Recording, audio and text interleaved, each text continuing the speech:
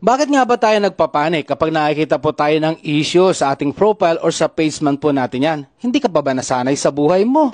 Diba? Ang dami ng issue. So, ibig sabihin lang po niyan guys, meron kayong hindi ginawang tama.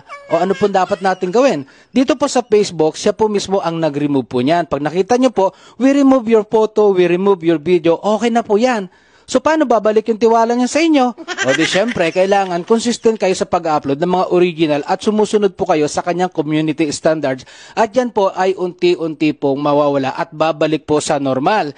Hindi po yan kagaya sa tunay na buhay na kayo po ay umiwas na doon sa taong minahal nyo dahil hindi nyo alam na siya pala ay may asawa na at kayo nagpakalayo-layo na pero yung issue na yon nakatatak pa rin doon sa mga taong nakasaksi sa inyong maling pagmamahalan.